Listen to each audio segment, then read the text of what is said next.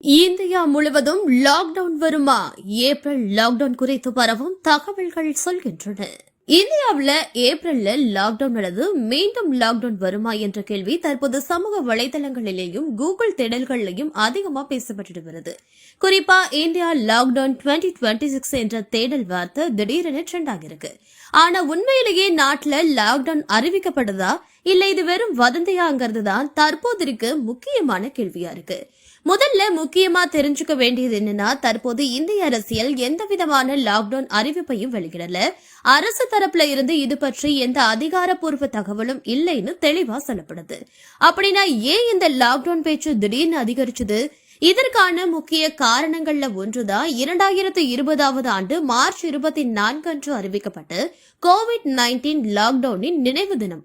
அந்த நாள்ல 6வது ஆண்டு நினைவு காரணமா மக்கள் அந்த காலத்தை நினைவு கூர்ந்து மீண்டும் லாக்டவுன் பற்றிய தகவல்களை தேட ஆரம்பிச்சிருக்காங்க. இதே நேரத்துல உலக அரசியல் சூழ்நிலையையும் இந்த ட்ரெண்ட் அதிகரிக்க செஞ்சிருக்கு. குறிப்பா மேற்காசியாவில நடந்துட்டு வர போர் நிலைமை உலக அளவுல எண்ணெய் மற்றும் எரிவாயு விநியோகத்தை பாதிச்சிருக்கு. இதனால பல நாடுகள்ல எரிசக்தி நெருக்கடி உருவாகி இருக்கு.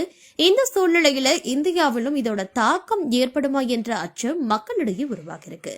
இந்நிலையில பிரதமர் நாடாளுமன்றத்துல பேசின போது கோவிட் காலத்தை எடுத்துக்காட்டா குறிப்பிட்டாரு. அவர் சொன்னது என்னன்னா, நாட்டுல சவால்களை சமாளிக்க மக்கள் ஒன்றிணைந்து செயல்பட வேண்டும் என்பதையே தவிர லாக்டவுன் அறிவிக்கப்படும்னு என்றும் எங்கும் கூறல. ஆனா இந்த பேச்சு சமூக வலைதளங்கள்ல தவறா புரிஞ்சு கொள்ளப்பட்டதால மீண்டும் லாக்டவுன் வருமா என்ற அச்சம் அதிகரிச்சிருக்கு. மேலும் சில நாடுகள்ல எரிசக்தி அவசர நிலை அறிவிக்கப்பட்டிருக்கிறது இந்த பயத்தை மேலும் அதிகரிச்சிருக்கு. இதனால இந்தியாவிலும் அதே மாதிரி கட்டுப்பாடுகள் வருமா என்ற கேள்வி எழுந்திருக்கு.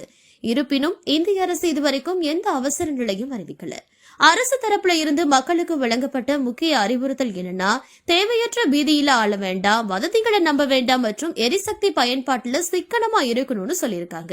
அத்தியாவசிய பொருட்களோட விநியோகம் தொடர்ந்து நடைபெறும் என்றும் அரசு உறுதியளிச்சிருக்கு. இதனால தற்போதைய நிலைமை என்னன்னா, இந்தியாவுல லாக்டவுன் அறிவிக்கப்படல. அரசு தயார் நிலையில இருந்தாலும் எந்த கட்டுப்பாடும் அறிவிக்கப்படல. சமூக வலைதளங்கள்ல பரவுற தகவல்கள் பெரும்பாலும் வதந்தி தான். மக்கள் முன்னெச்சரிக்கையோட இருக்கணும். மொத்தத்துல ஏப்ரல் லாக்டவுன் என்பது தற்போது உண்மையான அரசு முடிவில்லை. இது சமூக வலைதளங்கள்ல பரவுற அச்சம் மற்றும் பழைய நினைவுகளுடைய தாக்கம் காரணமா உருவான ஒரு ட்ரெண்ட் மட்டும்தான்.